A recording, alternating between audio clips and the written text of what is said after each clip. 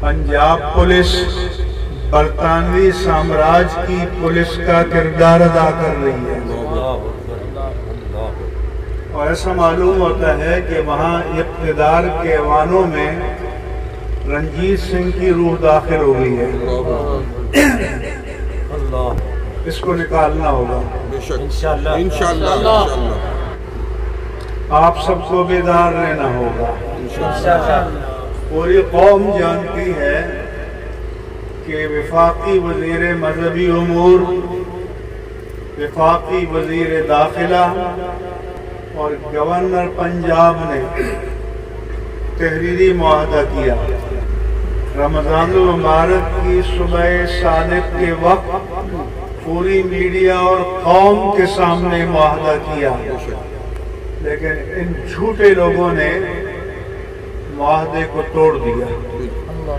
ان جھوٹے اور کذاب لوگوں نے جو مطالبات مانے تھے اس کے برعکس کیا۔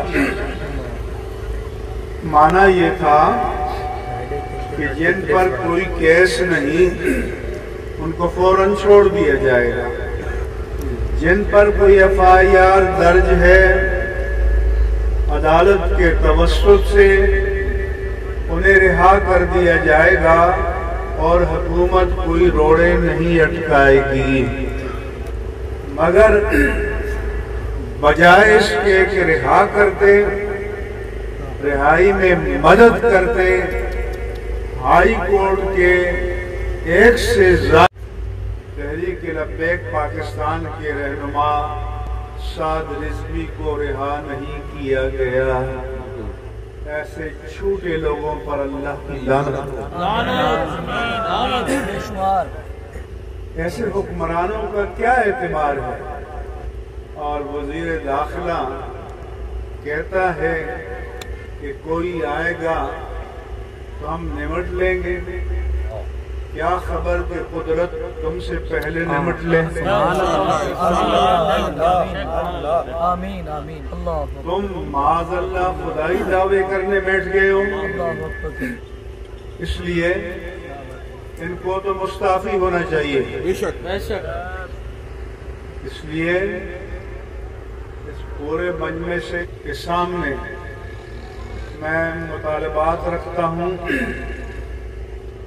اور ابھی یعنی پاکستان میں اہل سنت و جماعت کا سب سے بڑا ادارہ جامعہ نظامیہ رضویہ، اس کے شیخ الحدیث علامہ خادم حسین رضوی کے استاد وہ لاہور میں نہیں تھے، اور ان کے خلاف دہشت گردی کی FIR درج کی گئی ہے۔